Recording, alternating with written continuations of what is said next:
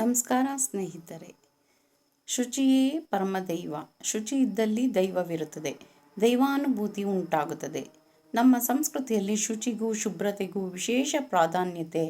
ಬಹುಕಾಲದ ಹಿಂದೆ ಪೈಲ ಎಂಬ ಮಹರ್ಷಿಗಳಿದ್ದರು. ಅವರಿಗೊಬ್ಬ ಶಿಷ್ಯ, ಹೆಸರು ಉದಂಕ. ಅವನೆಂದೂ ಗುರುವಿನಾಜ್ಞೆಯನ್ನು ಮೀರುತ್ತಿರಲಿಲ್ಲ. ಗುರುವಿನಾಜ್ಞೆಯಂತೆ ಗುರುಕುಲವನ್ನು ಬಿಟ್ಟು ಹೊರಡಬೇಕಾಯಿತು. ಗುರುದಕ್ಷಿಣೆ ಏನು ನೀಡಬೇಕೆಂದು ಅವನಿಗೆ ತೋಚದಾಯಿತು.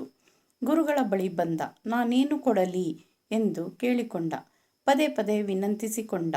ಅಂತಿಮವಾಗಿ ಅವರು ಗುರು ಪತ್ನಿಯ ಬಳಿ ಹೋಗು, ಅವರು ಹೇಳಿದಂತೆ ಮಾಡು ಎಂದರು. ಆಗ ಗುರುಪತ್ನಿ ಉದಂಕನಿಗೆ, ಮಗು, ನಾನೊಂದು ವ್ರತ ಮಾಡುತ್ತಿದ್ದೇನೆ, ಅದಕ್ಕೆ ನನಗೆ ಮಹಾರಾಣಿಯ ಕುಂಡಲಗಳು ಬೇಕು ಎಂದಳು. ಉದಂಕ ತಕ್ಷಣವೇ ಹೊರಟ. ದಾರಿಯಲ್ಲಿ ಅವನ ಎದುರಿಗೆ ಋಷಭದ ಮೇಲೆ ಕುಳಿತ ದೇವತೆಯೊಬ್ಬಳು ಕಂಡಳು. ದೇವತೆ ನೀಡಿದ ಗೋಮಯವನ್ನು ತಿಂದು ಮುಂದೆ ಸಾಗಿದ. ಪೌಷ್ಠ ರಾಜನನ್ನು ಭೇಟಿಯಾದ. ರಾಜನು ಉದಂಕನನ್ನು ಆದರದಿಂದ ಬರಮಾಡಿಕೊಂಡ. ಆತನು ಬಂದ ಕಾರಣವನ್ನು ಕೇಳಿದ. ಮಹಾರಾಣಿಯ ಕುಂಡಲಗಳನ್ನು ತೆಗೆದುಕೊಂಡು ಹೋಗು ಎಂದು. ಆದರೆ ಅಂತಃಪುರದಲ್ಲಿ ಪೌಷ್ಯರಾಜನ ಹೆಂಡತಿ ಕಾಣಲಿಲ್ಲ. ಮತ್ತೆ ರಾಜನ ಬಳಿ ಬಂದ ಉದಂಕ.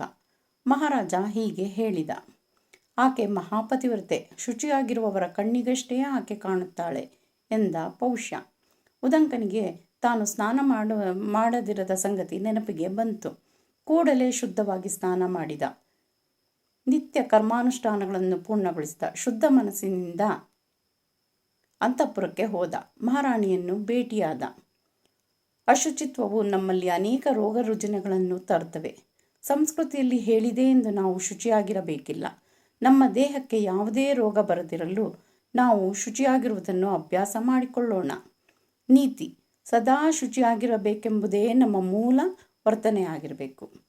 ಧನ್ಯವಾದಗಳು. ದಯವಿಟ್ಟು ನನ್ನ ಚಾನಲ್ನ ಸಬ್ಸ್ಕ್ರೈಬ್ ಮಾಡಿಕೊಳ್ಳಿ, ಶೇರ್ ಮಾಡಿ, ಹಾಗೆ ಲೈಕ್ ಮಾಡಿ. ಧನ್ಯವಾದಗಳು.